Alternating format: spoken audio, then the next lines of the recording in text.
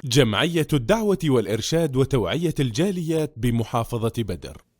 الحمد للہ رب العالمین والصلاة والسلام علی اشرف الانبیاء والمرسلین اما بعد۔ محترم سامعین کرام، اللہ تعالی حق بیان کرنے سے نہیں شرماتے، چاہے وہ حق کسی مثال دینے کی صورت میں ہو، کوئی چیز سمجھانے کی صورت میں ہو یا بولنے کی صورت میں ہو۔ اور اسی لیے نبی علیہ الصلوۃ والسلام نے انصار کی عورتوں کی تعریف کی ہے کہ یہ عورتیں حق پوچھنے میں شرماتی نہیں ہیں، حیا نہیں کرتیں۔ اس لیے جو آدمی شرما جاتا ہے، حیا کر جاتا ہے، اور وہ مسائل جو اس کے لیے ضروری ہیں، اس کی ضروریات زندگی کے لیے وہ نہیں پوچھتا، تو وہ دنیا میں بھی اپنا نقصان کرتا ہے اور اپنا اخروی نقصان بھی کرتا ہے۔ بہت سارے مسائل ایسے ہیں جن کے اندر مرد و زن شرما جاتے ہیں، حیا کر جاتے ہیں، اور خاص طور پہ وہ معاملات، وہ سوالات جو ایک ازدواجی زندگی سے تعلق رکھتے ہیں۔ ازدواجی زندگی میں ایک مسئلہ غسل کرنے کا ہے کہ مرد اور عورت کے اوپر غسل کب فرض ہوتا ہے۔ تو یاد رکھیے، 4 صورتیں ایسی ہیں جن صورتوں میں غسل فرض ہو جاتا ہے، غسل کرنا ضروری ہوتا ہے۔ اگر آپ ان 4 چیزوں کے بعد غسل نہیں کریں گے تو کسی قسم کی عبادت قبول نہیں ہوگی۔ کسی قسم سے مراد نماز قبول نہیں ہے، طواف قبول نہیں ہے، قرآن مجید کو ہاتھ میں پکڑ کے پڑھنا جو ہے وہ قبول نہیں ہے۔ تو یہ حالات کب پیدا ہوتے ہیں؟ سب سے پہلی حالت کہ جب مرد اور عورت کی شرمگاہ سے منی شہوت کے ساتھ نکلے، تیزی کے ساتھ نکلے، اور یہ عموماً سوتے میں ہوتا ہے، جس کو احتلام کہا جاتا ہے۔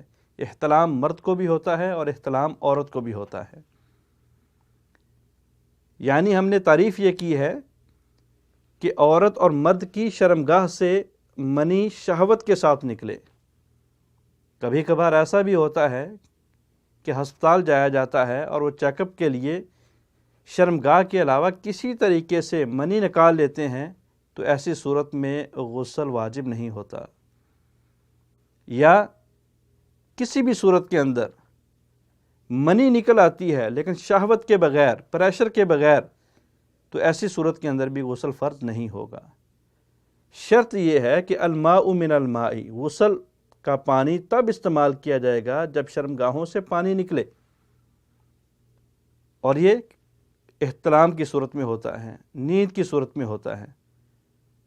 مردوں کو زیادہ احتلام ہوتا ہے جب وہ بلوغت کو پہنچ جاتے ہیں، اور مردوں کی بنسبت عورتوں کو احتلام کم ہوتا ہے، لیکن بہرحال اس صورت کے اندر غسل واجب ہو جاتا ہے۔